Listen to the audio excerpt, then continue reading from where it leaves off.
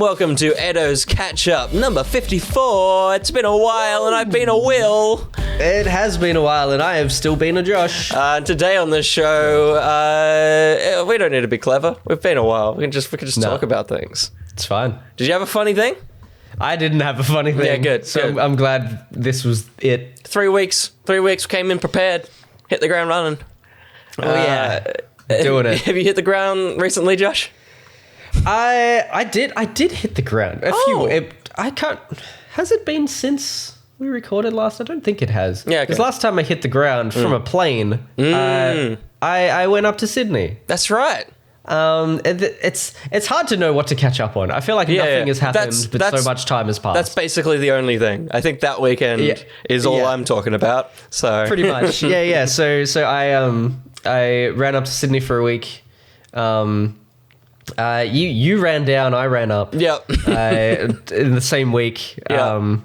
Thankfully, it was like you ran down on a weekend, and then I ran up the following on the for the week that you went back up as well, which was handy because we needed to be together for some stuff. But I ran up to Sydney to buy some suits. Yeah. With my boys. Heck yeah. Which is awesome. We're all looking dashing. Very, very good. Yeah. I will say Max and Max's housemates apparently laughed at all of this because we're all interesting looking people. Yeah. It's a unique various bunch. points of our life. Yeah.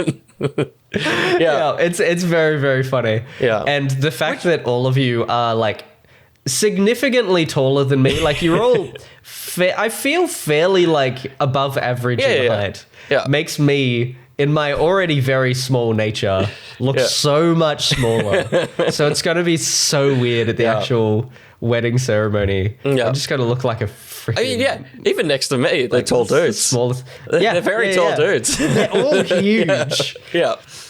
Like Neil and Corky, massive. Giants. Like Daniel's up there as well. Yeah.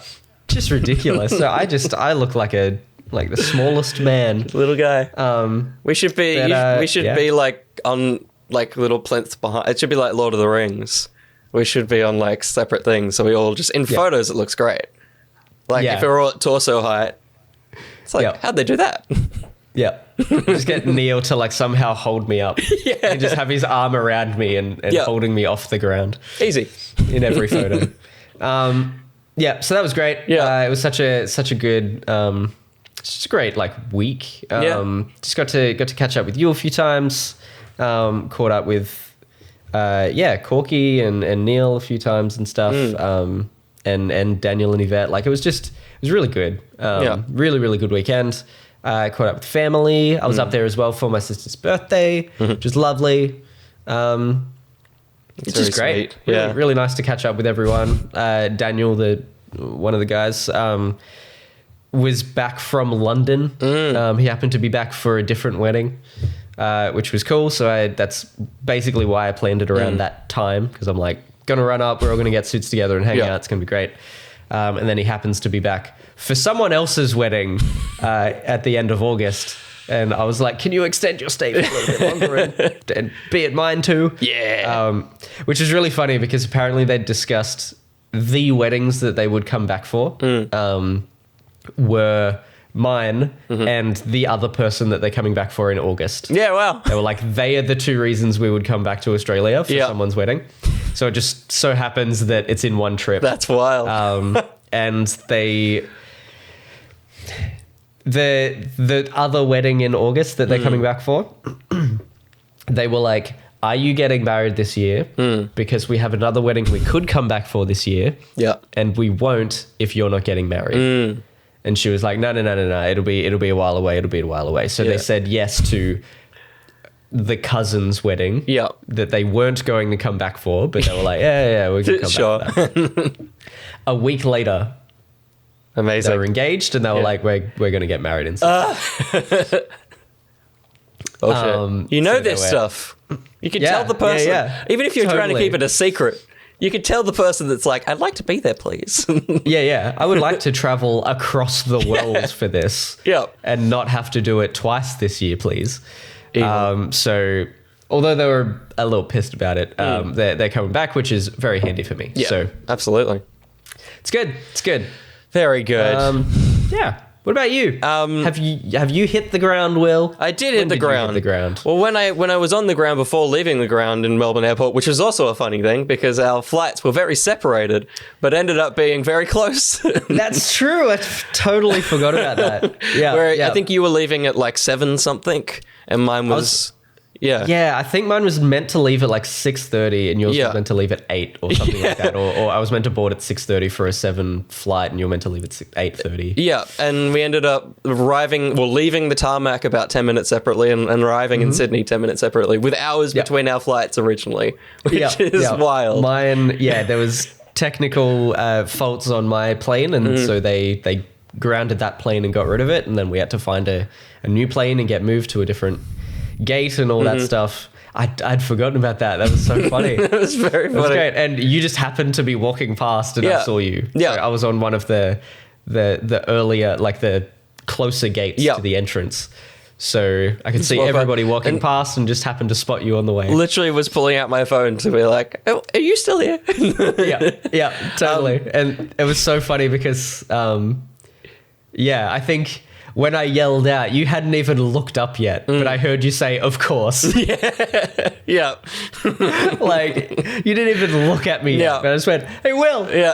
Like, of course. And then you turned and walked over. Yeah. Fucking gold. But when I was on the plane, I had a very funny pilot. And I sent you one of the things, which is very early on, we fly Virgin. I swear he said, like, something like welcome virgins or something, and I was like, that was weird. But maybe he stumbled because he kind of corrected himself, but he was doing a bit. It was probably the last flight of the night, and I wrote down everything he said, and they were all very, very maybe funny. His last flight, maybe he was getting fired. Yeah, I mean, he may have. Go out with a bang. For the cabin crew introduction, I can't remember their names, but he said, it seems the cabin crew have made a joke of me tonight. Joining you tonight is my ex-wife in the front, her new husband in the middle, and our divorce lawyer down the back. You have a lovely flight. I won't. Which was amazing.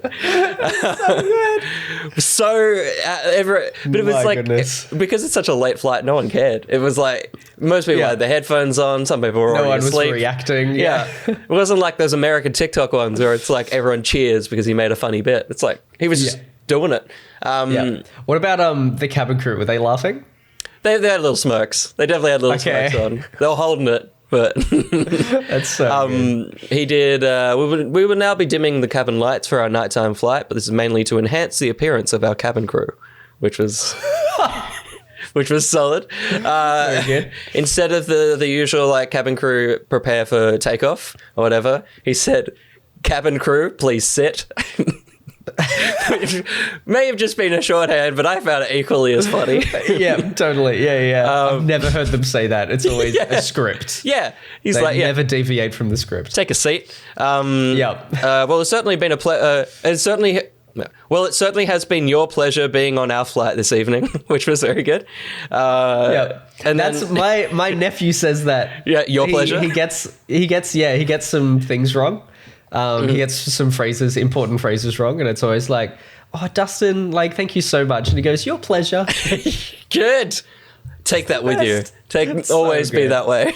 Yeah, for sure. And then the last thing he said, which is a very dad joke, was like he did the thank you for like enjoy your flight, blah blah blah, enjoy your stay, and then he came back and went, oh, one last announcement: a gentleman on the aircraft lost their watch earlier on the tarmac. It's a very expensive timepiece, so sir, if you're wondering, it's currently 9:25 p.m. in Sydney.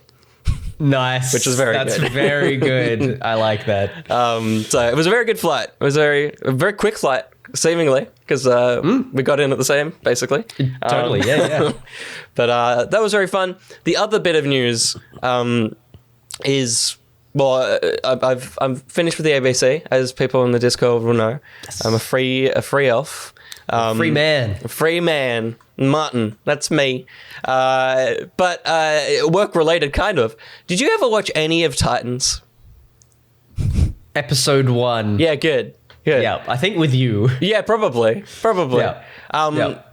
Ben was obviously in the studio, I think 2 weeks when this came out, this comes out. And he was downstairs, and I walked out of the studio to go grab him, and I was like walking down the corridor, and where the elevator is, it's close to a bathroom, and someone like came out of the bathroom as I was getting close to the elevator, and it was a little stumble, and I was like, oh, sorry, and like pressed the button. And I was kind of like thinking, and the doors opened, and I like turned around and then looked, and then as they shut, it was one of those moments where it was like, and like, as the door shut, I realized it was Nightwing, the actor that plays Nightwing in Titans. No.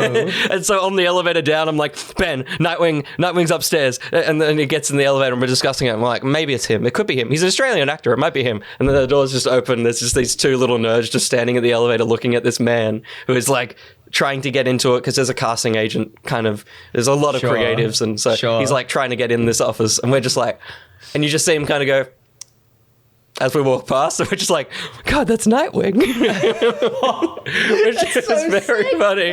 That's amazing. But we, Ben wouldn't, because Ben's a very adult man, but I didn't will it. I just let it happen and let him live his life. But it was very cool. Yeah, that's it. Yeah. That's how I felt like. So I wanted to, but when I saw Mark Bonanno from Argentina, just like, I'm like, freaking hell. Like, I really want to talk to this guy. Yeah. And that's when this other dude, I think I said on the podcast, this other dude was like, hey, you Mark Bonanno, can I get a photo? And he clearly looked pissed about it. Yeah. Let it happen. Let it happen. Yeah. It was very cool. Nice. It was very cool. And the funniest thing about all that, good control, but I opened Twitter, the last episode of Titans premiered like an hour after I saw him. So it was like, is he just straight off looking for work? He's like, I got nothing else going on. I needed a job. Just pull him into the studio, get him on the show. Absolutely. I did put it in the Discord. I think it might have been misconstrued that he was going to be on the show, but he was not. He was just around. Nice. But, yeah. Very, very cool. Very fun. That's sick. What a moment. Yeah. It was good fun. That's awesome. Maybe it's a new chapter in Will's life, being controlled and just letting celebrities that it's not going to happen. Yeah. Maybe it is. Maybe we've reached a new chapter of the pod. Oh! I can't hear the music today, so I forgot to do that. Silent. Yeah. Do you want to hear everything? It's fine. You know the music. We've done 46 of these. I guess that. It's 54, but I'm like, you've done a few. You haven't done a few. There's a few that I've missed. Yeah. I don't know why I landed on 46. Like That's really weird. That number just spilled out. Do you want to spill some stuff out? Let's spill some stuff. Spill the tea. Of course, there had to be some Zelda news. Okay. And this was last minute Zelda news because I've just clicked on everything wrong. I was looking for different news, and I was like, oh, this is like super interesting. It only came out a day ago. And then as soon as I wrote it, I'm like, this is something like Dolphin has probably put in the video game chat. And I went and checked, and of course, a few posts ago, he posted that Nicolas Cage was going to be in Dead by Daylight 2, or Dead by Daylight, or whatever. I think it's just Dead by Daylight, yeah. Oh, okay, yeah. So I scrapped that, and I kept scrolling through Kotaku, and found some Zelda news, and this is it. With the addition of being able to build stuff in Tears of the Kingdom, which is very, very fun, and I am going to talk about Tears of the Kingdom a little bit later. Definitely just a little bit. Of course, comes some weird and wonderful creations, the sort of like crazy stuff that you would see in Minecraft builds and things like that. But some of them are so intricate and complex that like you need a freaking degree, like engineering degree or something to come up with them and see all the bits and be like, I can make this thing out of this other thing and just come up with it. But thankfully, the internet is coming clutch. I don't think I've ever used that phrase before. With a website that shows you how to build just dozens of cool designs. It tells you all the different pieces you need. Crap, I didn't even save the website. I think it's zeldabuilds.gg, I believe, was the one. That makes sense. Yep, so you can jump on there. You can see dozens of different builds, which is very, very cool. Some I had never seen before, but they've got things like segways. They had moving elephants, which they named after one of the No, it was one of the it was like Vordin or something, which was it's not that. It's one of the dungeons or whatever, the great creatures from the original game. Yeah. So they basically made an elephant, but on the website they called it whatever the thing. Yeah, cool. Previous one, the Explorer 5000, which I think was a hot air balloon with like heaps of fans and stuff. Sick. Yeah, and cool. I haven't reached it yet, but there is in the game a steering wheel that you can steer in three dimensions. Yep. So you can go like left, right, up, down, forward, back.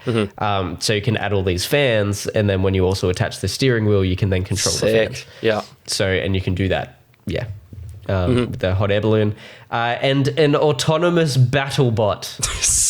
Oh my God. I don't know how that works, but I'm very, very intrigued. And I would love to jump in and just watch the video and see what the hell that is, because it sounds intense. There's a slight downside, but I guess it's a mechanic that has to exist in the game. Otherwise, you can be way too overpowered. Yeah. Which is that all of these builds in the game are timed. Yeah. Like you can only power it for a certain amount of time, and you can upgrade that amount of time. Like you can upgrade your health and your stamina. And so you'll be able to use these things for longer. But basically, this autonomous battle bot will only be useful for a short period of time. Probably, yeah. Things like that. Yeah. And of course, there is also the skateboard, which is such a cool idea. The original game had shield surfing. So you could go down hills and stuff, riding on your shield. I think I only did it once because I still now can't even remember how to do that. But now with the ability to attach things to your weapons and shields and stuff, you can now do that with a minecart. You can attach a minecart to your shield. Nice. And then when you jump on it, it becomes a skateboard. Yep. So you can ride down anything. And minecarts, of course, also go on like metal... Yeah, cool. Little tracks and stuff. Yeah, metal tracks, thank you. Yeah. And so they've made it so that when you attach a minecart to it, the minecart shrinks down so it becomes like a little skateboard. Yeah. You can jump on tracks and grind them. Sick, amazing. So basically, and it looks like from what I've seen on it too, it looks like you can do like little tricks, kind of like flip tricks and stuff. So it really becomes like a mini Tony Hawk game.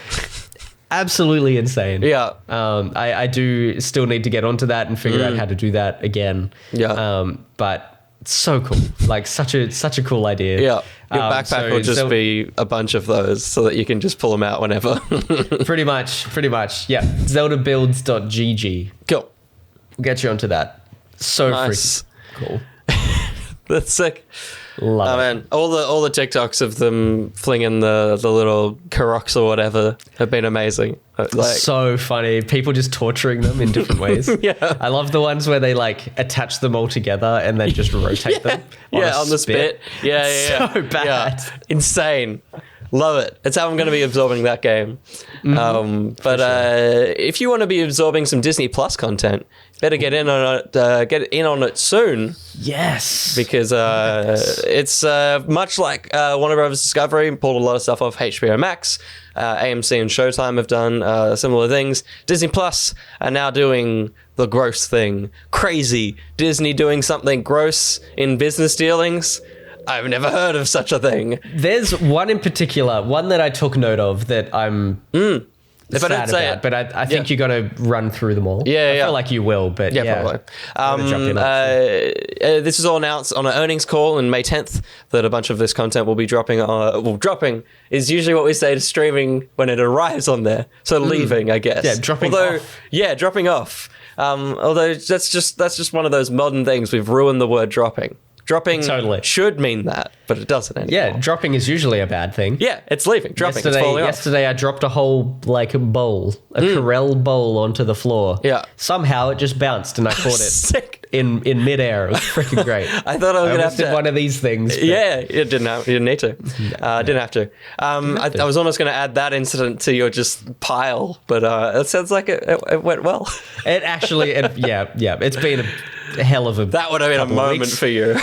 Yes, but it was it just fell very straight and then bounced straight back up. Nice. And then I managed to catch it. Yeah. On its way back down a second time. But Corel, this is an ad for Corel. Please. So freaking durable. Holy crap, it's so good. Hit us up. Hit us up, Corel. We'll drop ya. Dinnerware. All this stuff will be leaving. All this stuff will be leaving on May the 26th. That's a weird way to say that. But the interesting thing with this is that that's soon. Correct. They're not giving you much time to watch this shit. It's fucked. Damn it. What the heck? Yeah. So, and when I read out, it's a huge list. I picked the ones that we care about, but there is quadruple the amount that I'm going to talk about. This also does weirdly come with a content impairment charge of 1.5 billion to 1.8 billion, which is I'm interested, but no one can kind of work out what that is. It's seemingly paying back residuals and stuff in a big go, or a little bit of it's weird. It's very strange. So Disney are getting fined? Yeah, for removing content, which is very interesting. No one could, because I've got a quote from a few creatives that have been working on these shows. Even they don't know what that charge is, but they're happy that it's coming out of their pocket no matter what. But Disney, much like Warner Brothers, has claimed this as a tax write-off. But the thing is, that's not how this works, because the shows have been made already. So it's not that. What it actually is, John Bickerstaff, who wrote the new Willow series, has basically said that this is just them not wanting to pay residuals on an ongoing basis for a lot of the production, including writers who are currently striking for not being paid enough. So, it's probably not the best time to be doing something like this, Disney. True. Very, very horrible. Sounds similar to what happened to Final Space too.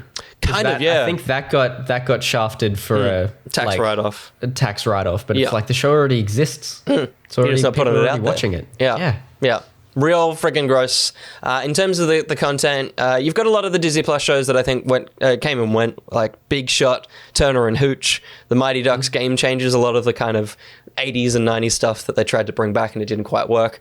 Yep. Still shouldn't be going to a bin, but... No, just leave it. Just leave it there. It's fine.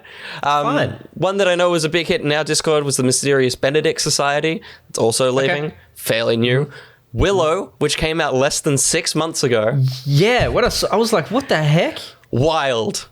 That's ridiculous. Real weird. The Cheaper by the Dozen remake, Artemis Fowl movie, The Princess, the one we kind of brought up recently in regards to the Millie Bobby Brown one that kind of looked very similar. Encore, Magic Camp, Earth to Ned, Why the Last Man, which was a pretty big hit for people, and that's also leaving. Little Demon, which was the fucking Little Man. Danny DeVito and his daughter animated series that was kind of like adult animation. Cool. Yeah, okay, I didn't know about that. Which was pretty fun. And Aubrey Plaza, I had a great cast and a pretty fun thing, but that's gone. And then, of course, the one you were probably both thinking about is The World According to Jeff Goldblum. Insane. Weird. I didn't even watch season 2. I'm going to have to binge that this week. Totally. Yeah. Man. All gone. And that is not even the half of it. That's a quarter of the list. That's insane. So much stuff going, and it's just silly. And also, it's I hate that physical media needs to come back now. We need a way to purchase these things. Because if you like Westworld, the series, if you don't have the DVD, it is removed from streaming. There's no way to watch Westworld. And it's that's nuts. I can't remember. I don't think even the final season got released yet. So there's no way to watch the final season of a show. Stuff like that is silly. That was the same with Final Space too. Only 2 seasons, I think, got released to DVD. Yeah. There was a 3rd season, never got released to DVD, never will. I'm going to be talking about Final Space later. Yeah, good. By the way.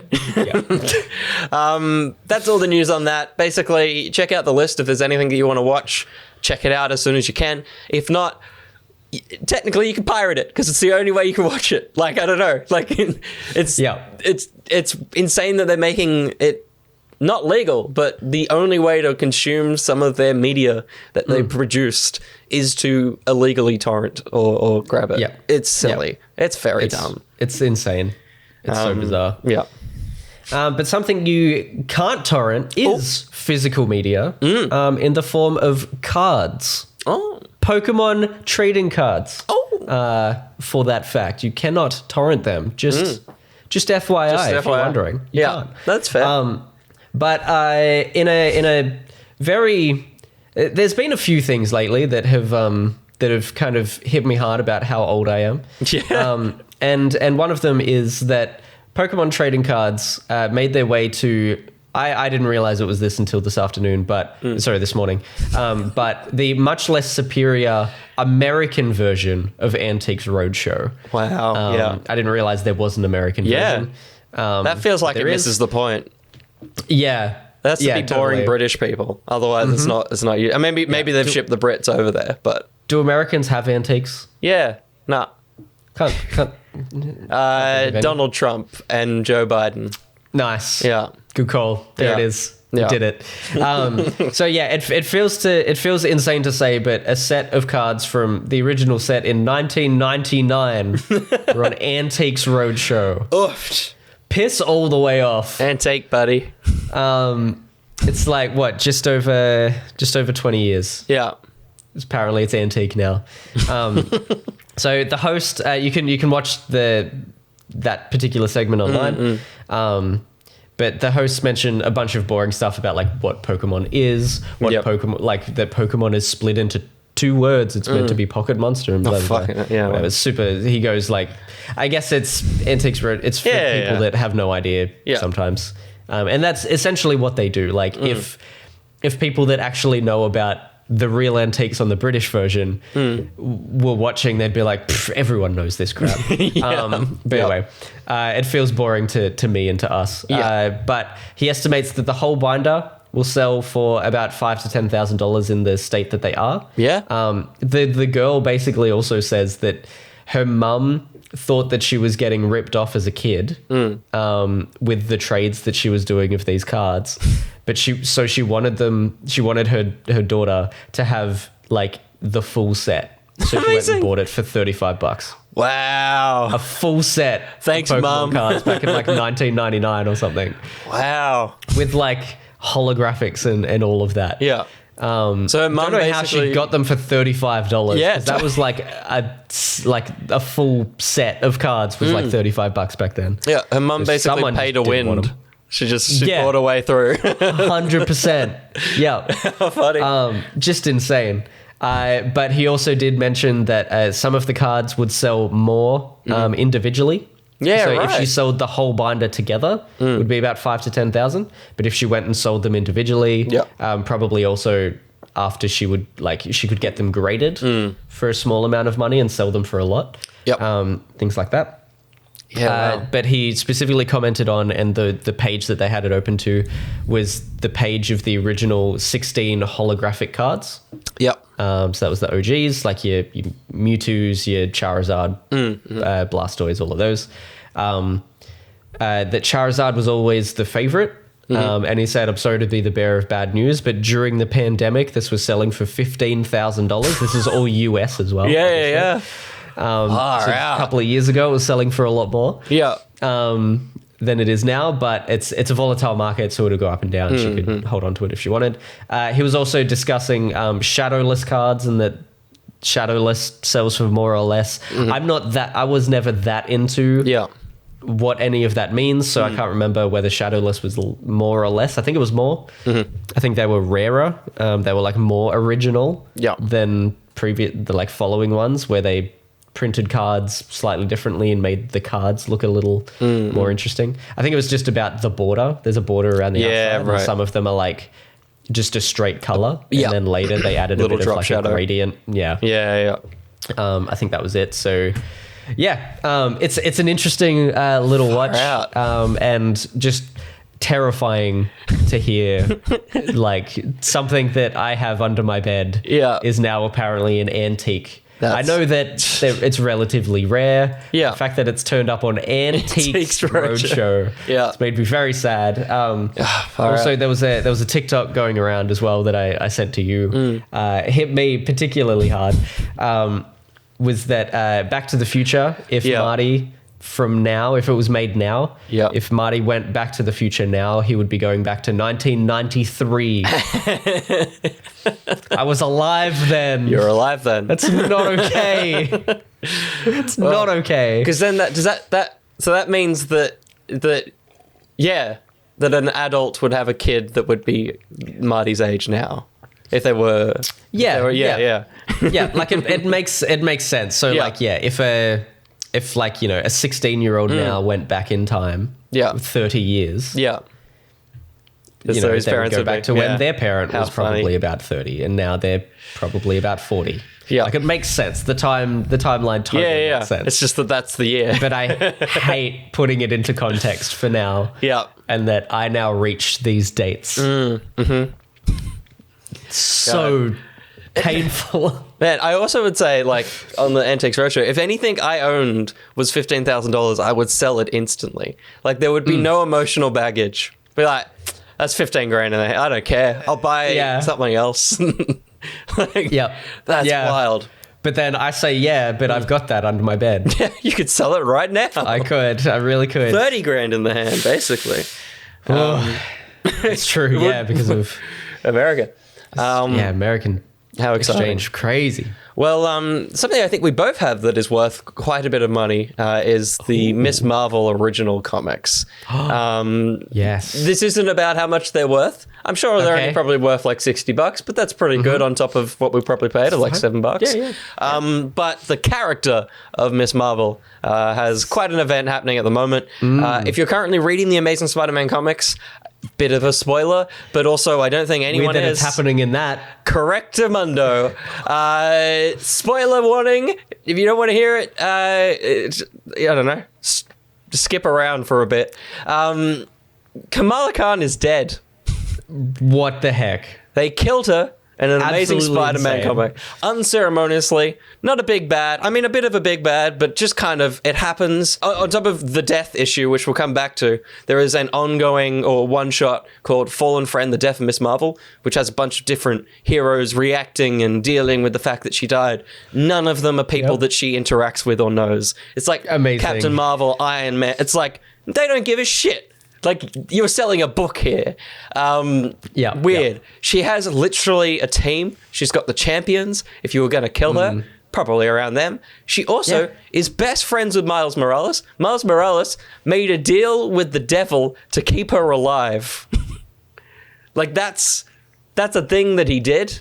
Probably with Mephisto. Probably that's the character. Clearly that didn't work. But, of course. So what happened to that deal then? Comics. Doesn't matter. All right.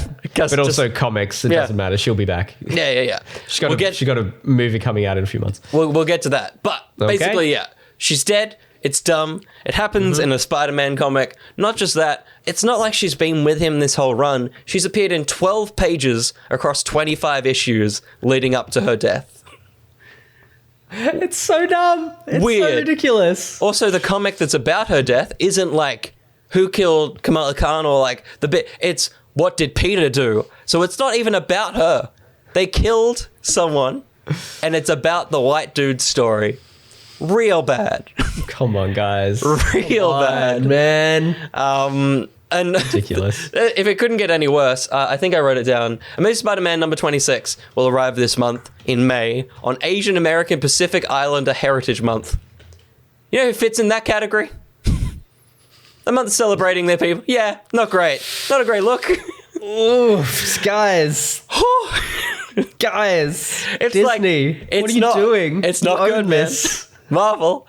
But of course, like you said, she's probably not dead, right?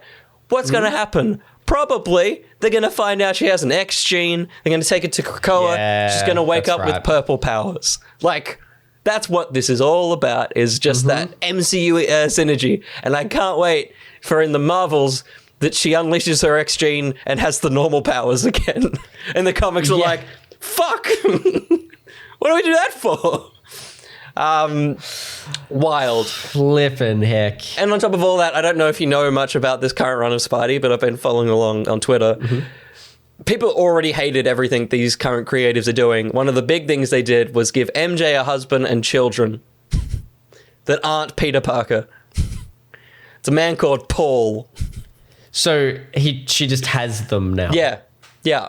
Like there wasn't like a build up to a wedding and No. It's just like there was a button and we came back this arc and the big deal was that MJ now has kids and a husband and Peter doesn't have that anymore. And it's like, what? Oh, my heart. And it's like, just let him be happy. This isn't interesting anymore, guys. No. Move on. What? So, I'm so confused. And the greatest thing is... How old are the kids? Are they babies? They're like 5 and 6 or so. That's dumb. Yeah. That's so dumb. What? No. It's very bad. The best thing is that on the cover of, I don't know if it's the Death issue or what, it's like Fantastic Four, Iron Man, Captain Marvel, and then Paul and MJ hugging with the kids in front of them. It's like, what's happening here? What is this? It's insane. It's made me like a little sad that I stopped buying them. Just so you can live this. Just so I can like have this and own probably what is like one of, by the sounds of it, like the worst run of Spider-Man. Like I know he's had some controversial runs. Yeah. But this sounds real dumb. Every idea is bad in this. It sounds like iconically bad. Yeah. No, it's not great. Absolutely insane. If you want to, I just read one of my notes, which is plus Paul is there, which is great. If you want to live through that, yeah, it's issue 26. So you got 25 to catch up on, and I think this comes out later this month. It was supposed to be a big reveal, but it got leaked, and then Marvel were like, "This is happening, I guess. Sorry if you wanted this to be revealed," and so. That's happened. My 2 bits of news are Disney/Marvel not doing well at the moment. Absolutely insane. It's so dumb. Big oofed. And Marvel are owned by Disney, of course, so it's all just Disney just driving their IP into the ground. Messing up. I'm sure Indiana Jones and the Dial and Destiny B sitting at 33% is great. It's been a week. Let's get out of here. Oh no. This is the ad read. We have no ads to read, but did we talk about Lawcat having a book? Have I talked about that before? No, I don't. Not with me yet. Not with you. Actually, no, because I wrote it into the pocket script, and now I write it here. Din, Lawcat's young adult sci-fi series, fantasy series, is currently celebrating 10 years. And has a 10th anniversary edition available as both a physical and also like on Kindles and stuff on Amazon. So I kind of assumed that Lawcat's authoring was fairly new. No, yeah, I thought so too. But no, that's amazing. These are proper books. These are books like that I could have read in high school. Yeah, what the heck? The Kindle versions are like $1 each. Yeah. Some of them are $1 up to $6. So check them out if you want some fantasy novels in your face. Very cool. Very, very cool. But something else we're going to put in your face is some of our A.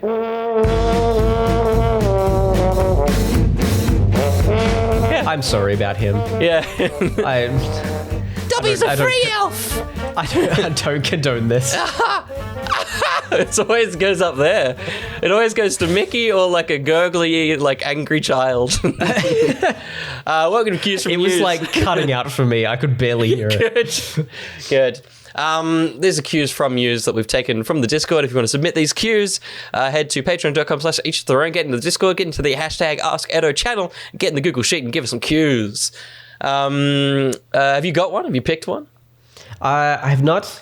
I always think you have because your little pink Google cursor is like sitting on one, so I'm like, oh, he's ready. Yeah.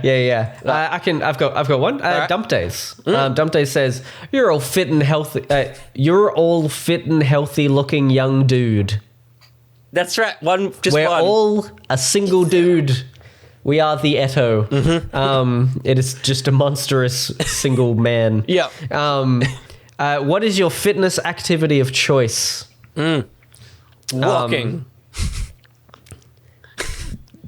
Skateboarding. This is not an interesting question for us to answer. Because I feel like we've talked about it a few times. Not that it's not an interesting question. I'm sorry, Dump Days, for saying it like kicking that. Yeah. We've talked about it before. My other one of choice, which I haven't done for a long time, to make this answer a little more interesting, is parkour. I used to do actual parkour training in back in Sydney. I lived in Sydney.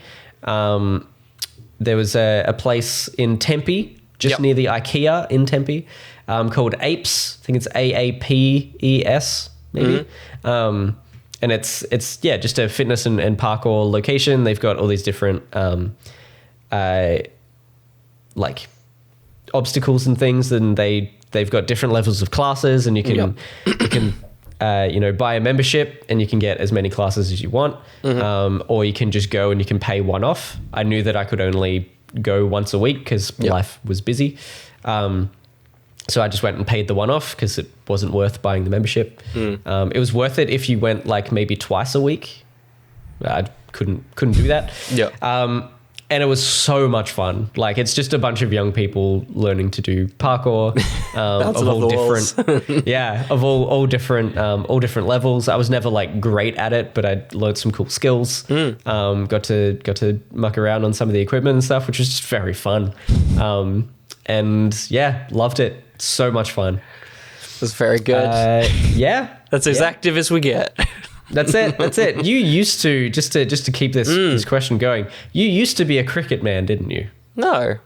Didn't you? I thought you played cricket as a small child. I probably played like baseball and t-ball and stuff. I've never played cricket in my life. For some reason, I thought you played cricket as a young man. That was such a weird leaning. It was like, did I? I really thought you did. There you go.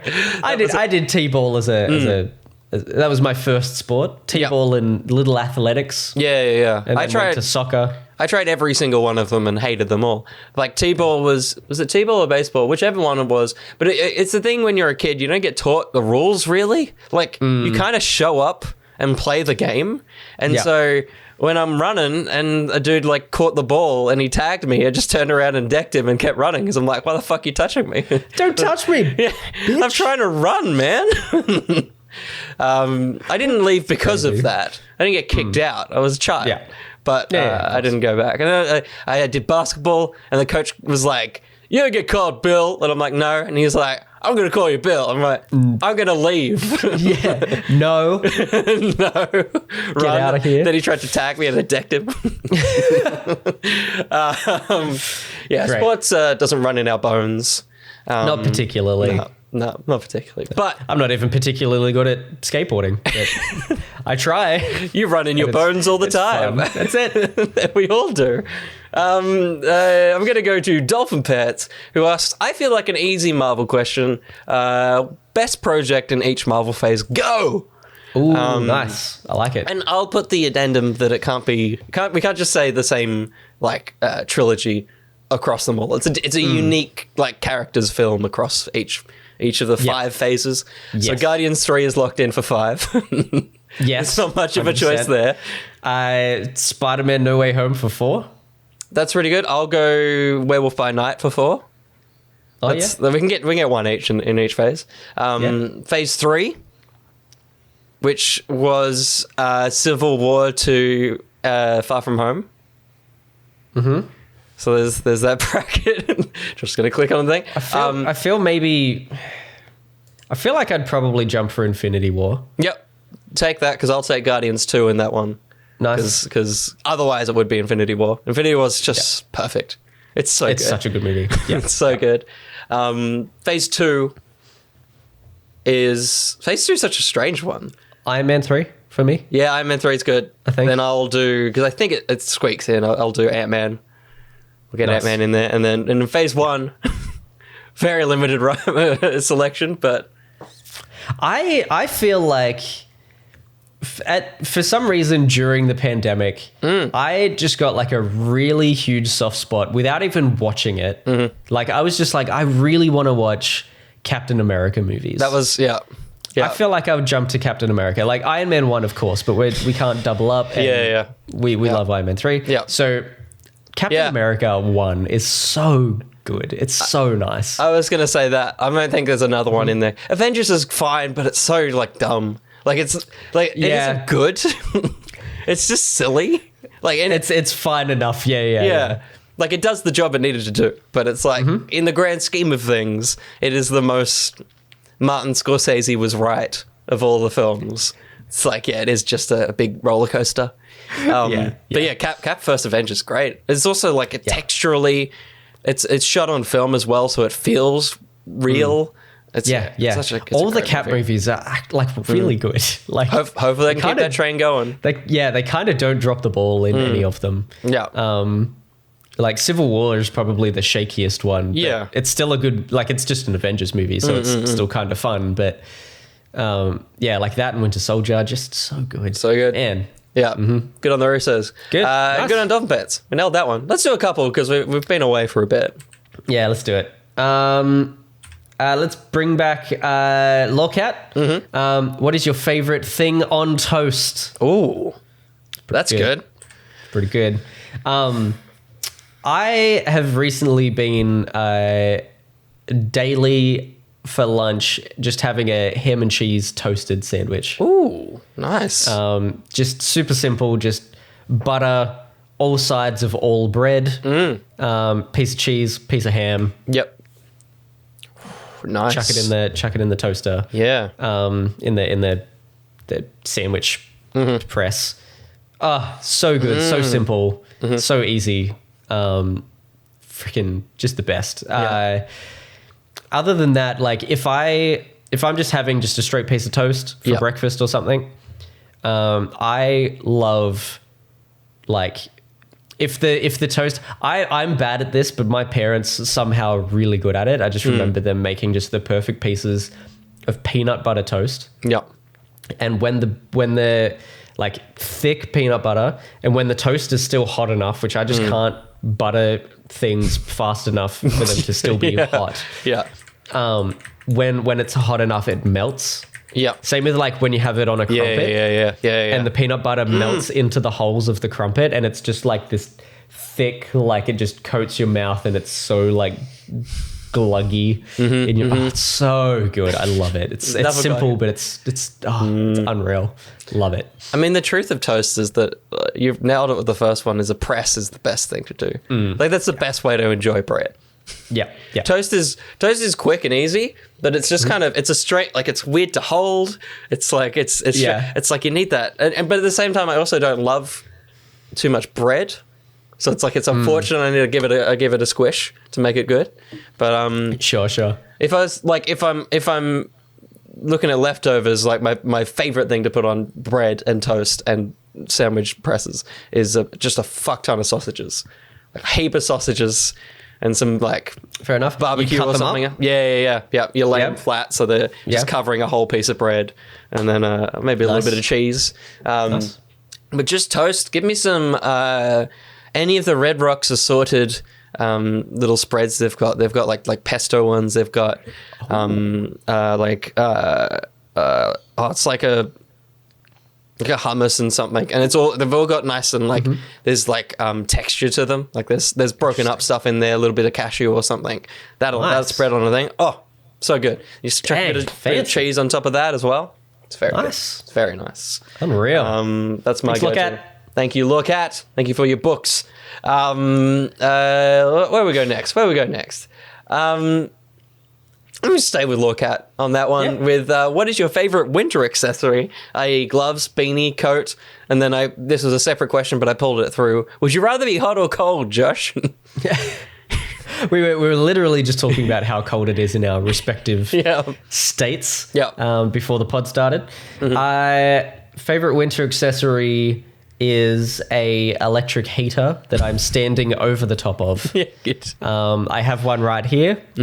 Sometimes I literally stand one leg over each side. I straddle it, just stand on it. Wow. And I just have my hands over the top because it's just like up the whole body. Like it burns my face, it burns my hands, it's the best.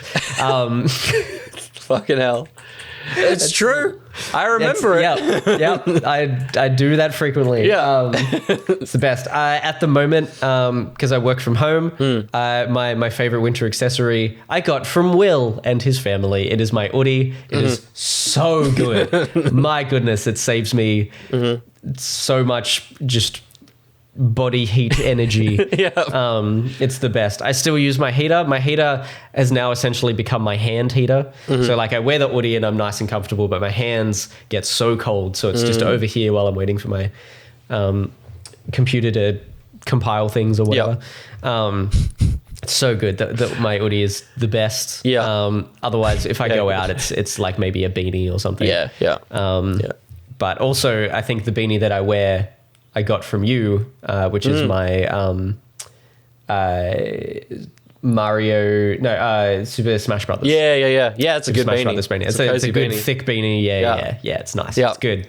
No, that's a good pick. Obviously, my wardrobe is winter, so my favorite accessory is being able to use the clothes I own. Yes. There's like 9 months of the year that I'm just like t-shirt and jeans, I guess. So I like my big thick coats that I get to put on. I like a scarf. I'm not a big beanie person, just like because my head is the thing that's always warm. So it's like I never quite need to add extra heat up there because then I just start sweating. But but big old coats and a scarf is my favorite stuff. And I prefer to be cold. Yeah. Will and I are very different in this. Living together was never going to work for very long. Yeah, we didn't really hit a cold winter, so we were kind of safe in that. Yeah, it was fine. The apartment was fine enough, just in general for the most part. But yeah, I way prefer it to be scalding. Yeah. When I drive in my car, I like my hands to be tingling from how hot the air conditioner is hitting them. Because it literally is burning my hands. That is how I drive. Permanently air conditioning aimed directly at my hands. As hot as they can go. Sometimes it gets a little bit much. And I have to turn it down just a little bit. But for the most part, it's just like scald my hands, please. It's my hand. It's my hands are the problem. Yeah. I think I would be mostly fine if not for my hands. My hands are just in a constant state of not having enough blood circulation to them at any point in time. What a funny thing. I would be mostly fine if not for my hands. Take my hands Take them away. Me. Jesus, take the hands. Do you want one more to round us out? Yeah. Just one more in general? Yeah. Nice. I'm going to go for a sad one. Oh, sick. BMac asks, when you're feeling down, what is your go-to comfort film? Asking for a friend. Poor BMac. Poor BMac. You okay, BMac? It's probably because he just watched Fast X or something. He's just like, I'm feeling down, man. Yep. That's a good question. I think mine are one of two. One sadly has a director that is very much a shit person, but the film is still very good, so it's hard to get rid of it. But Midnight in Paris is I adore that film. Woody Harrelson. I went to say Owen Wilson. But also thinking about the director that will not be named. I went to say that, and so I just landed on Woody Harrelson. Nice. Just right in between. Owen Wilson is so good in that movie. Like peak Owen Wilson. I saw that for the first time a couple of years ago. Wow. Yeah, no. Really good. I would say it's probably in my top 3 most watched films. Like I've seen it at least a couple of times a year since it came out. I don't know why. Just keeps coming back.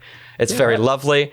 The cameos in it are always surprising. Your Hiddlestons, your Adrian Brody's and stuff. It's very, very good. Just gorgeous film. With such a fun time traveling mechanic as well that doesn't need to be explained. Like it's just so whimsical and lovely. But definitely recommend that. And the other one that I don't think I recommend, but it always makes me happy is salmon fishing in the Yemen.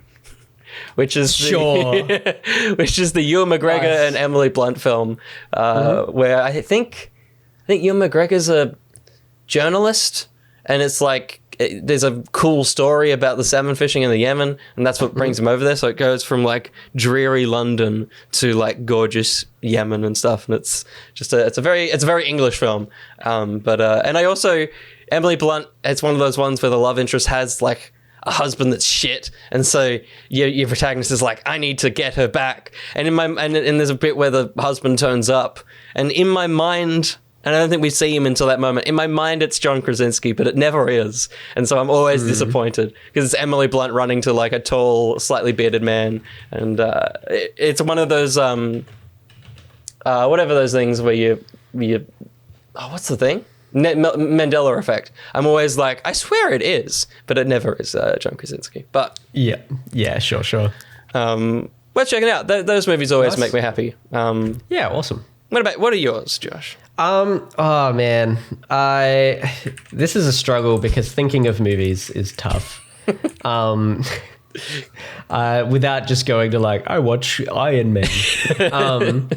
But I will talk about one in our rec, which I just watched like this week, for the first time. And I feel like it could become one because it was just beautiful. It was just a really beautiful watch. Yeah, I'll talk about it in the thing.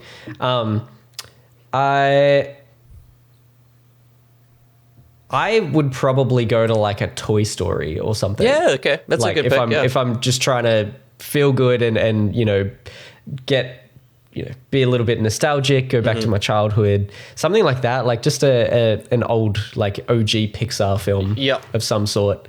Probably if I was to jump forward and just feel good again about something, I would jump to like a Spider-Verse. Yeah. Or a Scott Pilgrim, the movies that everyone knows that I enjoy anyway. Just stuff like that. Just something chill, maybe animated. Usually animation seems to be your wholesome spot. Yeah, for sure. Nice. Yeah, and again, I'll talk about it soon, but I would also jump to, it's not a movie, but I would also jump to watching Final Space. It's so lovely. It's so good. It's so good. I'm going to talk about it in the next egg. Let's talk about it in that next egg. It's playing. Are we here? It's playing. That was the most animated you've gotten to be in that bit because you didn't know what was going on. You couldn't hear the song. Welcome to the rec seg where we wreck things that we've watched, we've played, we've read. I guess we start. Let's just roll on to your thing. Let's talk about your thing. Absolutely. So I've watched a lot in the last week, or a few weeks since we last did this. There's probably a bunch that I'm missing as well. But I've rewatched season 1 of Only Murders in the Building. Cool. Which it's so great. It's such a delightful show. Also a show that you'd probably jump to feel good again. Thank God it's got a season 3. Otherwise it'd have probably been killed as well. Absolutely. 100%. It's so good. Max hadn't seen it. So I'm like, you have to watch this show. It's great. She loved it. Kept asking to watch it. So it's so good. And then Final Space. Rewatched season 1 of Final Space with her as well. I'm like, you have to watch this for me. And we started watching it and she's like, I actually really enjoy this. Yeah, like, good. She really loved it.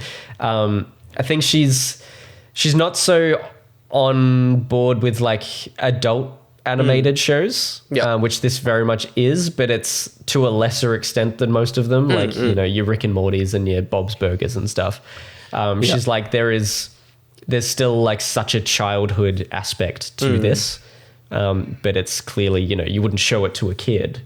But it's still, because Olin Rogers is such a child at heart. Like he's, such a beautiful man. And that has come about because of the latest news that Final Space is getting a comic to wrap it up after it got cancelled. So it was the only thing that he was allowed to do. There's a whole bunch of rules around it. Like he has to self-publish. So he's now reached out to like Dark Horse and stuff to ask for advice on how to publish things. He has to sell it on his own website. He can't sell it in stores somewhere else. So he's made a website. It's called finalspaceends.com, I think. Yeah. So he can only exclusively sell it through that. And it's a single comic, can only be one. So in his announcement, he's like, this thing's going to be like 500 plus pages to finish it up because I need to wrap everything up in a single thing. Wow. And then I can never touch it again. It's like there's a whole bunch of rules around it. That's insane. And so that has given it quite a price tag, especially here in Australia, to get it out here. So it did cost a lot. But yeah, it also seems to be fairly exclusive. I don't know, because the initial run was like he was selling 10,000 and then that sold out and then it bumped up and it's bumped up a little bit more and there's like, however many are left. So at the moment there's 123 left out of just under 19,000 sold, I think. Wow. So I think it's going to go just over 20,000. But I don't know if that then means he will then reach like a stretch goal to then sell another 10,000 or whether that's it. So I'm like, I don't know whether like how exclusive this thing is, whether he can continue selling it after the initial run. Yeah. I mean, there's so many rules. I wouldn't be surprised if that's one of them. Yeah. So that's why I had to go in. I'm like, I don't know if I can get this later. Yeah.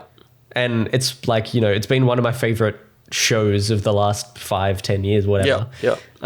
Outside of, your Marvel and stuff.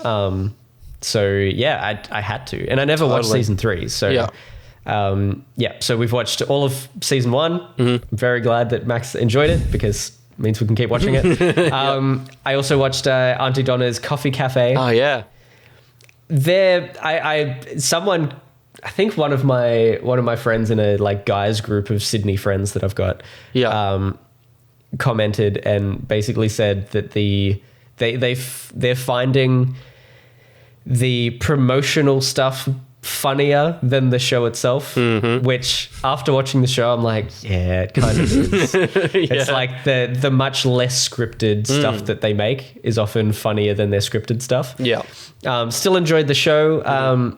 As I found with their previous show on Netflix, after watching a bunch of their stuff on YouTube from their live show and also watching their podcast, they grab the stuff from their podcast and their live shows and they adapt it to a screen version. So when I saw their Dead Mystery Cat tour or whatever it was last year, a couple of those skits and those concepts were brought in.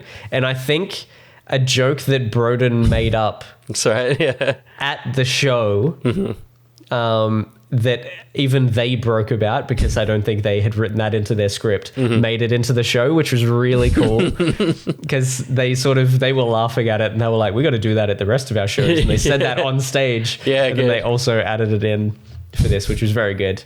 So just watch that. I enjoyed that. There was some great laugh out loud moments. I'm pretty sure Ben Mendelsohn was in it. Because I think they say you sound like Ben Mendelsohn to like a hamster or something that was talking. I'm pretty sure it was him. He's an ABC fan. He loves Good Game. I'm sure he loves the boys. Probably, absolutely. But the other area of stuff that I would jump to feel good, to continue on with BMAC's question, is I've been watching some anime. Wow. Leading into, of course, going into Japan and stuff. Going to Japan in 3.5 months, which is nuts. But Max and I wanted to watch through the Ghibli movies because we really want to go to the Ghibli Museum. Ghibli, whatever. So on my stream a couple of weeks ago when I finished off, it's not there. Out of frame. It's fine. When I finished off the Horizon Forbidden West Lego, I asked for a recommendation of like an order. There it is. Thank you so much. So for the video listeners. for the video listeners, of course. Yes, so I asked for a list. I still have that list. It is pinned in my conversation with my fiance. And we've started making our way through. So we've watched Howl's Moving Castle. very strange. We were like, we enjoyed it. Yep. We're watching with subs. Yeah, cool. Subs, not dubs, is the phrase. Yep. But we really kind of struggled with this one with subs. It was a bit strange. Yeah, okay.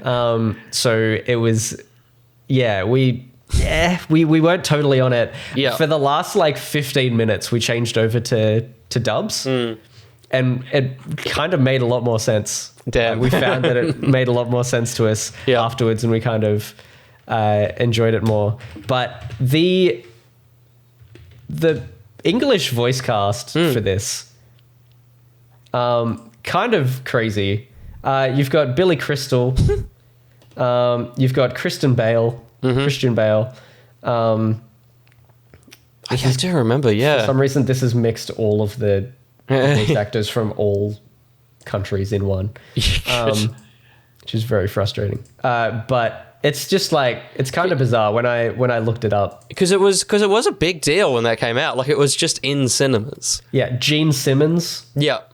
So I remember the massive like banner-sized posters at like Miranda cinemas and like all the Josh Hutcherson. Yeah.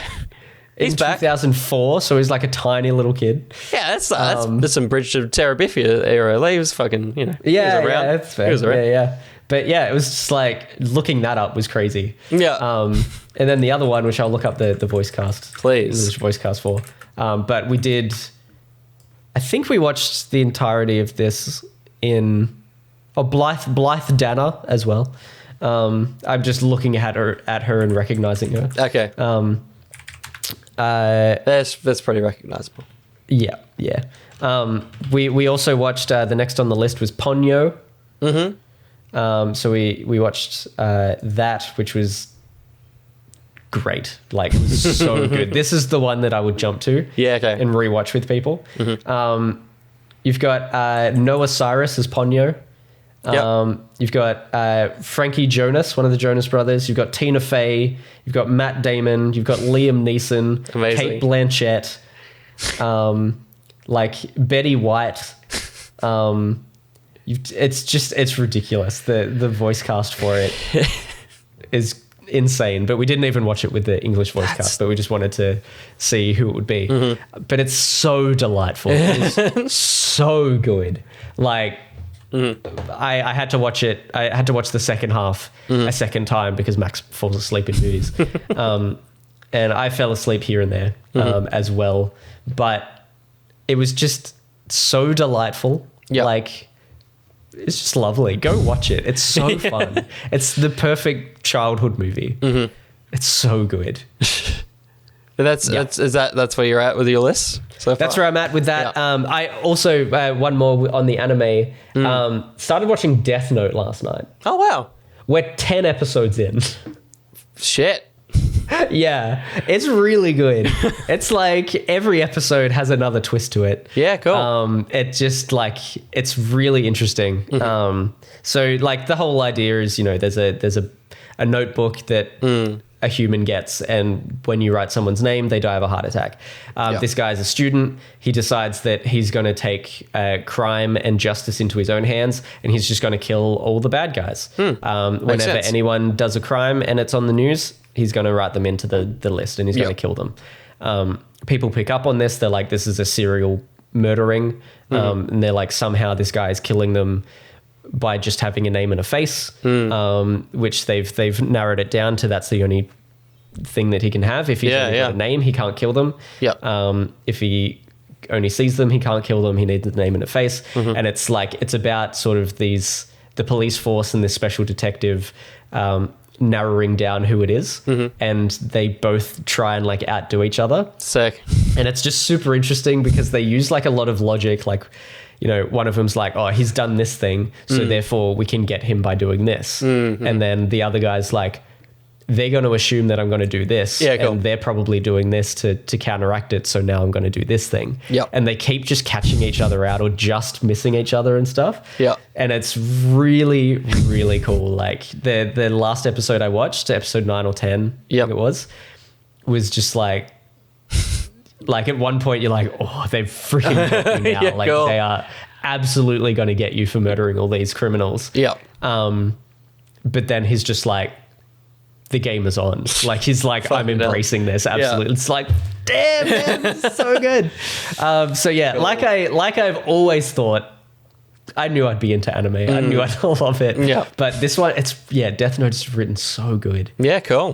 So yeah, really enjoying it. Sick. What's that on? Are you watching it through something? It's on Netflix. Yeah, wow.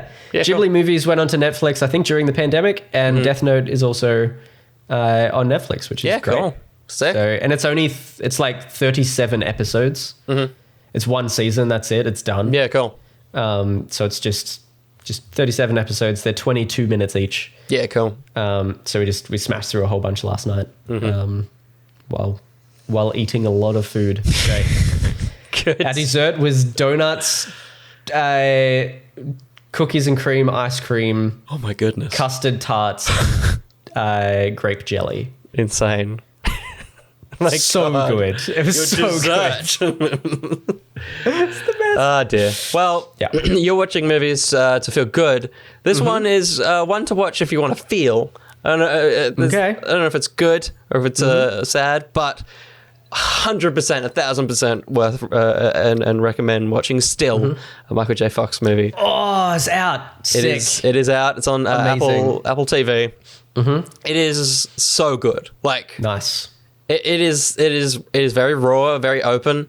The way that it's constructed, I kind of don't want to say because it's interesting. Like, it's actually like, it's a very creative documentary in the way that it's obviously, if you've seen the trailer, there's a lot of recreation and stuff, but it utilizes old footage from shows in such a ingenious way. Like, it is so cool. Like, he'll say something and then there is just the perfect grab from a character. Like, you know, he obviously talks about when he lives his dual life of, God, the show's out of my head, but Back to the Future and Family Ties. Family Ties, yep. And there's a line where the mum says something like, you've really got to slow down. You're doing too much with your time. And it's like, they just find these little grabs that are just so good. Nice. Milk, in his review, mentioned that sequence. That sequence is so good. Yeah. Is that the, I feel like that would be from the Speed episode when he's taking speed. Yeah. And he just doesn't stop doing stuff. And that's probably a grab from that. Yeah. But they find just the like stuff from Spin Doc, like all like just the perfect friggin' lines. It's so crazy. That's cool. And then of course they're interviewing him, and the sequence and the bits with him are just fucking heartbreaking. Like, it is so real. And yeah, like I don't want to talk about the bits that I liked because it was constantly surprising with the moments and where they went with it. Awesome. But it is also not a like a glory to Michael J. Fox thing. Like, it is about the things that he did wrong in his life and the way that he could have been better and stuff, which is really cool. Like, interesting. Yeah. Because he was like, to me, he just feels like the perfect human. Totally. Like, he seems... Yeah. He was like, he was and should have been just the greatest celebrity in Hollywood of all time. Yeah. Well, it and definitely I guess he's sort of frozen in time in that as well. Totally. Like, everyone just loves. Yeah. Well, he's still. That's right. It is. It's like, I can't say enough good things about it. It's also only 90 minutes, but it feels like 2 hours. Like, it's so in depth. Yeah, cool. But awesome. Yeah, and due to the way that it's cut and the utilization of old stuff and recreate, it feels like a Michael J. Fox movie, as it's called. Still a Michael J. Fox movie. Like, it feels like a new movie starring Michael J. Fox, which is so cool. Yeah. So yeah, that's big recommend on that. That's all I've seen. That's all I've been watching. Just that over and over and over again. Just over and over. Yeah. That's it. Obviously, we saw Guardians. We talked about Guardians. You can check out that pod. We did. And Mando wrapped up. You finished Mando? I did finish Mando. That was another thing. Yeah. Loved it. So good. Fun so season. much fun. Yeah. I think it wrapped up perfectly in the way that it could continue, but it also does not have to. Yep. I think a lot of the story threads got... I'm trying to warm up my hands. Yeah, I can see. Yeah. It wrapped up a lot of their story threads for like all the characters. Everyone's sort of happy. Yeah. There wasn't like a teaser of like, oh, but what about this? Yeah. Leading to something else. It just ended. Yeah. It was so perfect. nice. So nice. Yeah, nice to have an end to something for once. Totally. Yeah. No, I love that season. You can check out our pod on that. You can check out our pod on Guardians. And soon you can check out our pod on Star Wars Jedi Survivor. Ben and I are going to be recording that very soon. Nice. I have finished that game. I'm like 98% done or something. Like I've just got a few boxes to unlock. For like platinuming it? Yeah, I'm on PC, but the just 100% finishing. Nice. It's good. It's very good. It's shorter than the other one. I think the story is lesser, which is a bit disappointing. It's the middle story, which means they could have done an Empire Strikes Back. They could have done like a cool part 2 thing, but instead it feels like the bridging tissue to the final, less so a like big step. It's just kind of like, this is another one. The next game will be huge. It's just a bit of connective tissue. Mechanically, it's awesome. I think when you get around to playing it, you'll love it. The reversal and stuff is so clicky and fun. Nice. I haven't, thankfully, percentage-wise, I haven't really had to do a lot of the like puzzles and temples and stuff. There's like it's a fucking parkour challenge rooms and stuff. Like it's so much more gamey, but it's stunning. Once it started working on the PC, it is a very pretty. Game. Yeah, how fixed is it now? I'd say it's like 70% there. It's still like I've got a decent beefy PC and it still struggles from time to time, and I'm like. It shouldn't. Like, it just shouldn't. For people who are unaware, maybe Emmys and stuff. Yeah. The new Jedi Survivor Star Wars game came out extremely broken on PC. Everywhere. Not amazing on other consoles either, but I feel like it was worst on PC. Totally, yeah. They've definitely come around on it. I think for some people it seems perfectly fine. Mine's still a little bit stuttery, but it's definitely a playable game now, which is good. Nice. But I recommend it. If you enjoyed the first one, you'll enjoy this one.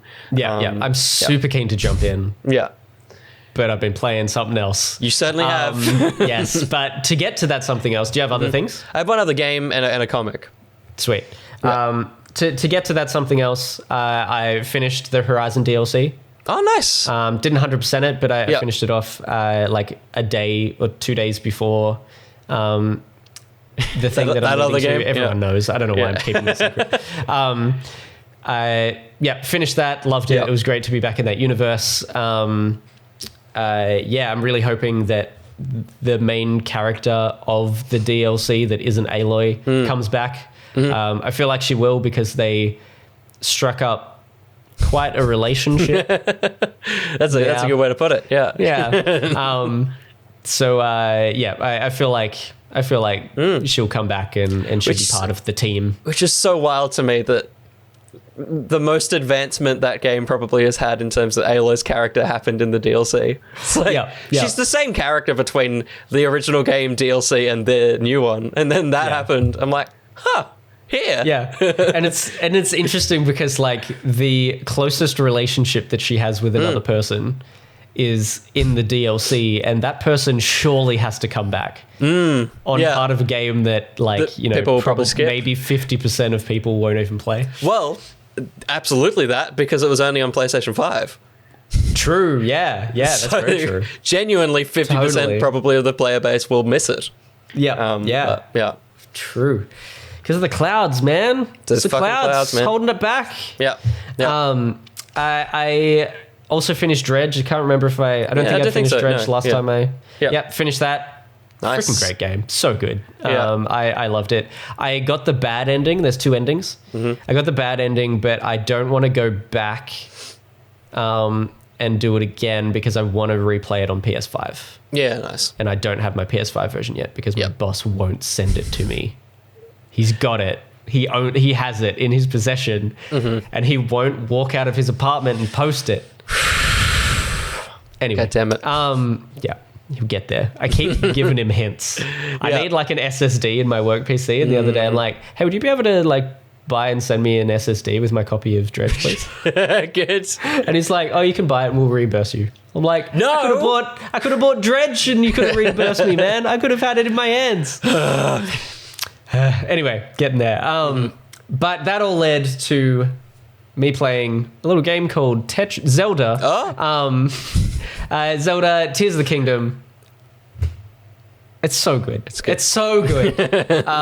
Like it's almost the only news that you can find right now on any gaming website is just like Zelda reviews, Zelda like weird builds that people make. 15 things to do first in Zelda, which I have been following so that I don't miss stuff, and it's been like not a lifesaver because I would have just gone through the game, but it's just been really good to like go and find all kind of the starts of all of the major side things and know that those exist. So it's even like, it wasn't too much of a spoiler because I just saw a thing that was like, find a person in a well. Yeah. And I'm like, okay, cool. So I went to the well and it's like, there's wells all over the place, blah, blah, blah. You do this thing. And then there's more story in that. So I've tried to avoid reading too much of the paragraphs about what you're doing.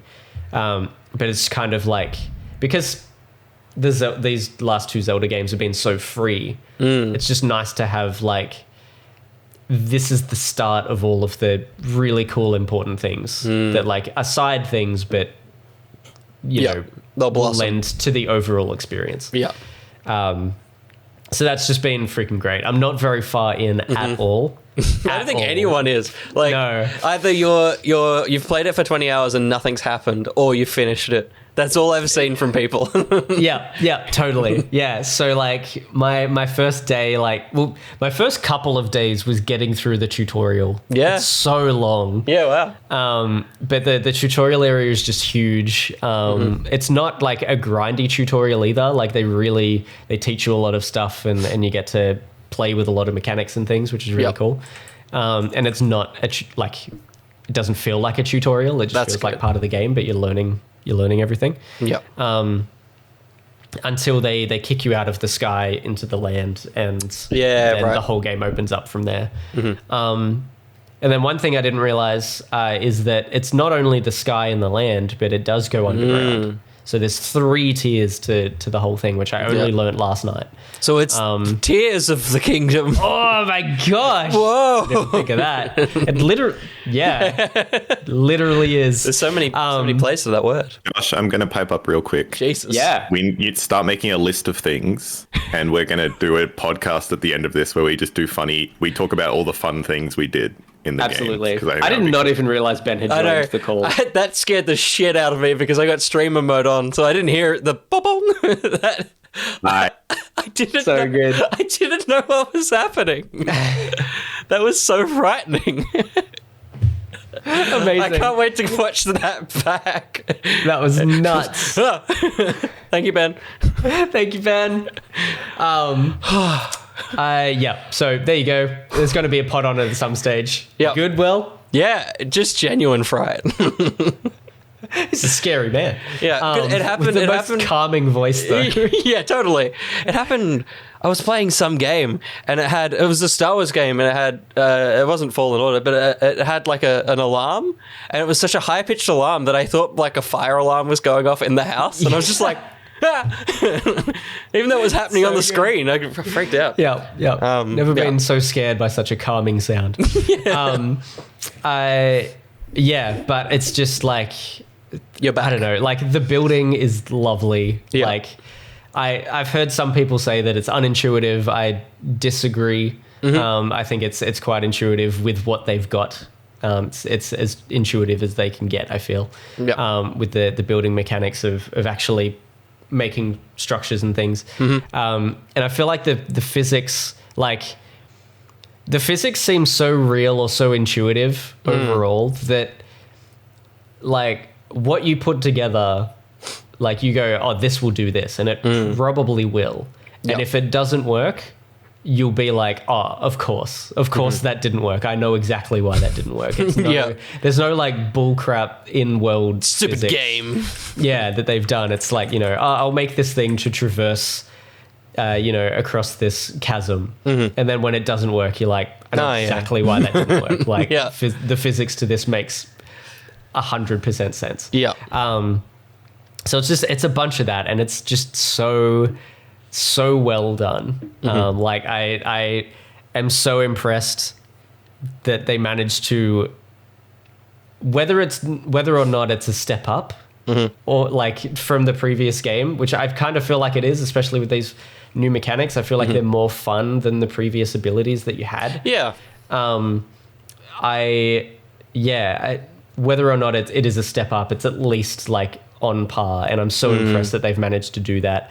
I find the story, like the actual mainline story, more interesting in this one than the previous one. Yep. And kind of more accessible as well. And, you know, there's the previous game, there was just random, I don't know if there was a way to find these, but there were random like memory locations that you could accidentally come across, and you could very easily miss, I feel. I don't know if there was a way to actually find them in the previous one. But I just accidentally came across a bunch in the middle of a field. But in this one, there's a similar mechanic explaining like a separate side story. Well, it's kind of more of the main story, I guess. But not integral to the game. But there's very specific and very cool, like interesting, like places to go to explore to find those things. That's good. It's more integrated. Yeah, cool. So it's like it's literally like a side mission. Yeah. To find all this stuff, and it tells a different part of the story that you wouldn't otherwise see. And there's so many like things like that, like just these little side things. There's a monster control crew, I think, which is just like this small army, currently just this small army of like civilians that have picked up swords, and some of them have like literal wooden buckets as helmets. Yeah. And they go into like enemy camps and wipe out the monsters. Yeah. And you can like join this group. So they're like, oh, it'd be great to have an actual swordsman on the team. Yeah. So you go in and you fight them, and it's almost like the Minecraft when there was like a raid in a villager town, and there's like, you know, there's just the overall health of it. So it's like there's kind of like there's a bunch of enemies in this camp or whatever. But there's like a health bar for all of them, and you just have to whittle that down to the end. And then they're like, cool, we saw another camp over in like near this town. If you want to meet us there, let us know. Cool. Just little things like that is so much to do. It's insane. And all of it is so delightful. Yeah. There's another one. You may have heard of a lot of this already through the internet or through Backpocket this week. But one of the other things that I love, and it's so small but so fun, is there's this man trying to put up signs of the president.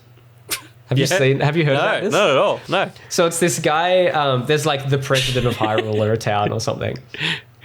And you just randomly come across him at random points, like outside a random town or whatever, or along a path. And he's got one side of a sign, like it's going to be held up by two posts. And he's got this sign, and it's for this president that he's like, I love you, president. I'm going to like, you know, get your name out there or whatever. And he's like, every time you come across him, he's on the other side trying to hold it up, trying to figure out how to put the other post in, but he's only one man, so he can't do it. And you have to use their physics engine and their building system, and often near these signs are like bunches of materials that are just around. And you have to build out of the materials that you have just some sort of little structure that will hold up the other side. So you put it there, you hold it there so that he's like, so there's underneath the structure, and then you go over to him and he's like, you can let go, like you say, you can let go now. And he's like, are you sure? And you're like, yeah, let go. And then it'll fall a little bit onto the structure and it'll stay up. And he's like, oh my gosh, thank you so much. And then a little cutscene happens, and he, like he's finished off holding up the structure. And you just find him at different points throughout Hyrule. That's very sweet. It's just this, like totally pointless, like nothing much comes of it. He just gives you like an item or a couple of random items, like a bit of food or whatever. But it's just so delightful and so sweet. And this universe is so fun. I love it so much. The town, all the townsfolk reacting to what's happening, like the fact that there's stuff floating around. They're always just like, the hell, like nuts. Like you go to any town and they're all just like, this is so like, what is going on? And then they look at you and they're like, Link? Oh my goodness, it's Link. Like everyone just knows you and it's a celebrity. But I just love the hamminess of it, but also like coming back to the world, you're like, yeah, I don't know what the hell's going on either. Like, this is wild. You feel like you're in it and you're part of this weird confusion that everyone is experiencing. They're like, this is the castle is flying. I don't know. It's so fun. It's so good. That's very sweet. Loving it. Absolutely loving it. I'm going to be talking about it for weeks to come. I was going to say, is this it? Is this the game now for a while? Absolutely. Yeah. I have less and less time going forward now to play. Of course. So every little bit of playtime that I have is this. And the fact that there are so many little things to do, you can jump in and you can do little things and feel like you've progressed a little bit or experienced more of the world in a meaningful, significant way. Even though the game is massive, it's the perfect game to jump in and out of. It's great. I love it. I love it so much. There was no doubt that I was not going to. But I'm genuinely shocked at how well they've put out a game in the 2020s and how solid it is. There's the one downside is some frame rate issues from time to time. It's the Switch. It's going to happen. But it works for the most part totally fine. Nice. I never find it to be a frame rate issue to an unplayable degree. It just gets, it might go from 30 to 20 frames and it's noticed some jumps or 15 frames or whatever. But it's never like, the game freezes and then spits you forward 5 seconds or anything. It's it's just a bit of a drop and it's unfortunate, but it's the Switch. It's a huge game. What they've managed to squeeze in is a technical marvel. Yeah, cool. So it's freaking great. And it's getting nearly 10s across the board despite having technical difficulties. Yeah. Good on him. Well, great. I hope the other game that is set in the exact same place, Spider-Man, I hope that finds a way to be interesting a second time round. We'll find out on Thursday, probably. Miles was pretty damn good. A third time round, I guess. So it's got to be a third. Totally. Speaking of worlds, bunch of hub worlds and a little game called Lego 2K Drive, which I've been playing. I adore it. It's very, very good. If it was on Spawn Point, I'd give it a 5. If it was on Good Game, I'd give it a 3. But that's fine. That's just how numbers work. It's a wonderful little game. The game element of it, the racing, it's a hybrid between Forza and kart racing. It's got little power-ups, but the cars don't feel as light and kind of weightless as a kart. There's a nice drifting system. Yep. Control-wise, it's a little bit strange. You are accelerating with one, and if you want to drift, you pull the other trigger, and that's what spins your car out. Rather than a hop and a drift or anything or a square or something. It's there's some strange button presses. Yeah, or a handbrake or something. Yeah, and I think jumping is triangle or Y, which is weird. There's a few strange little choices, but once you get used to that, I think that kind of settles into it. There's 4 or 5 different hubs rather than a big Forza-like map that you can jump into. Each of them have fun little side activities. If you finish Zelda this year, I feel like this will be your Forza if you need another game. There's you're driving around, you'll just come up against a gate and it's just go really fast this way, or it's you come up and it's hop over houses for a little bit and get enough points. So there's those kinds of Riders Republic little challenges and stuff like that. Add it to the list. Do it. But the element that keeps me engaged is the Lego side of things. The Lego kind of the humor is very Lego Movie. It's very self-aware. It's I think in the tutorial section, the tutorial guy's hey, this is a tutorial. We won't keep you too long. I know you don't like that. And zooms off. It's some fun little very, very, very aware stuff. But the building aspect is awesome. You can build your own vehicles and race them. The prime kind of mechanic in terms of the vehicles is there's 3 modes. There's a street, an off-road, and a boat. And so every time you change terrain, the car rebuilds itself. There's no switching or anything, and it's just seamless. There's some times where the terrain is moving so fast that you just blink and your car is different, and it's there's no tear. It's awesome. Sick. And yeah, you can build your own vehicle for either any of those modes, and straight away it's in the game. It's real-time destruction as well, so if you get knocked, a part of the car will come off and that brick will scatter away. But then that's like your health system. So if you want to rebuild your car, you just ram into something and then those bricks like rebuild onto your car. So that's the way. It's so good. What? It's so good.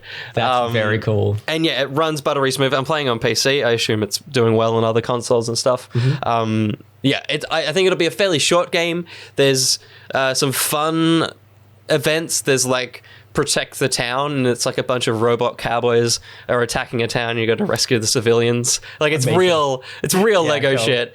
But those events, which have been slowly dropping through, are available on the hub screen, and there's a few that I haven't played yet, and there's only like about 6 of them. So it's a fairly small game in scope. And I was talking to Ben about it. I think price wise, it's like a full price game. It's probably only about a $40 game, but you know the way that the 2K has probably bumped the licensing fee up a little bit. But absolutely recommend it. It's good fun. Yeah, nice. By the time I get to it, hopefully it'll be. Yeah, bit lower, and when we're talking, it may end up on a Game Pass or something. I feel like I could see it there as well. For sure, yeah. Totally. Nice. And then comic? Do I talk about a comic? Yeah, go for it. I have not read anything. That's all right. You've been watching and playing. It's good. I read a comic which I feel like may become relevant in the coming years called Star-Lord Grounded, which is a comic about Star-Lord being stuck on Earth. Funny that.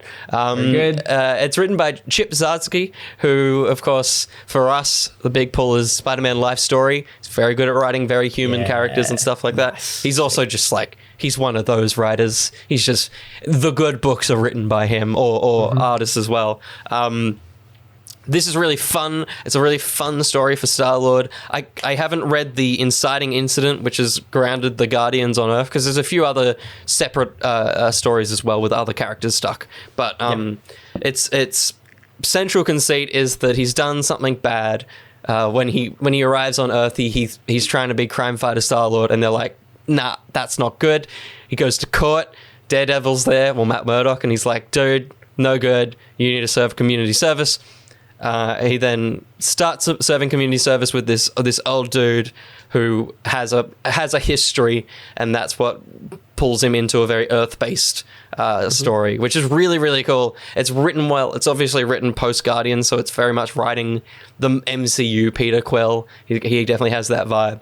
And very similar to like the Hawkeye run. This is and Miss Marvel and stuff. It's like you read this and you're like, that's a series. Like, you have the series here. They won't do it because they never do. They always make it worse, but it's like every issue I'm like, well, that's an episode, and then that's an episode. Sick. Okay. Nice. He ends up working at, like, by the end of episode 1 to earn some cash, he works at the bar with no name, and so he interacts with, like, Shocker, and Shocker's just this, like, fucking nerd dude in the Shocker costume, and it's like, it's written, it feels like a Matt Fraction. Like, it's totally got that vibe, and awesome. It's like 6 issues as well. It's fairly short. The reason I am reading it is I was at Free Comic Book Day and it was there and it was all half price on back issues, so I bought the whole series for like $20, and I'm like, look, if it ends up needing to be down there, I'm set. But we'll find out. But yeah, definitely recommend it if you want to burn through some good Marvel comics, not like those other ones that we were talking about. Maybe not them. But that's all the things we've wrecked. Let's burn our way through the end of this podcast. Let's hit that ground once again. Let's do it. With the ToeVee guide, the things that are coming out this week. First up, on Tuesday the 23rd, the time or date this podcast comes out, Gremlins, Secrets of the Mogwai is coming to Binge, which is an animated Gremlins series. No way. Which is very exciting. Interesting. Cool. It's also been in production for ages. This is one of those ones that I'm sure the Gremlins hardcore fans are like, finally. Whatever. Awesome. Yeah, cool. So that comes out and is on Binge. Also, Farming Simulator 23 Switch Edition comes out on Xbox. It doesn't. It's Switch. It comes on the Switch. Wait, it does? What? It's just Switch. It's a little jest. It's a little joke. Finally. Yeah. Finally, it's out. As one of the hardcore Gremlins and Farming Simulator fans. Big day. It's a big day, man. Can't wait to farm those gremlins. Can't wait. Also, this week on Wednesday the 24th, American Born Chinese comes out, which I'm very excited for. It basically has the whole cast of Everything Everywhere All at Once. Disney Plus were like, we want them! And got them in a series, and it's very exciting. It looks very fun. And then on Thursday, we've got Renfield, finally out in Australian cinemas. The not doing very well vampire movie starring Nick Cage and Nicholas Hoult and Ben Schwartz as the baddie. So, there's something in there for us. Interesting. Yeah, absolutely. Also on Thursday is The Little Mermaid. Really? Yeah. Yeah. That just feels like a thing that was never actually going to come out or was going to be out next year. Yeah. No, it's out. That's out this week. Yeah. It's at the cinemas. Crap. What the heck? All the live action Disney movies, they just announced, or not announced, they put out a trailer for Haunted Mansion. They all look like they belong on Disney Plus. There's a texture to them that doesn't look cinematic. Like, I don't know how that's going to play at the cinema. Hopefully well. Hopefully it does well. Yeah. But out of all of them, like, I feel like The Little Mermaid might be the better one out of all of them. It's got something to it. Yeah. Flounder looks dumb. Terrifying. Yeah, awful. Fish and crab, no good. Just Seagull Boy. Also, the greatest thing is, I can't remember which one he voiced, but Jacob Tremblay, who, is the adorable little kid actor that was in lots of things, and he was in The Room and stuff like that. Not that one, the other one. The Brie Larson one. He is now a full-grown adult, but the voice in it is him like, "Hi, I'm this," because he was a child when they filmed it. It's so funny. He's like at the premiere is like, "Yeah, I worked on this," like deep voice, and then they cut to a clip, and it's like, "What? Who do you play?" That's very funny. That's so good. Also on Thursday, another thing that I thought was just going to get cancelled and never come out, The Lord of the Rings Gollum comes to PlayStation, Xbox, Switch, and PC. Wow. That comes out as well.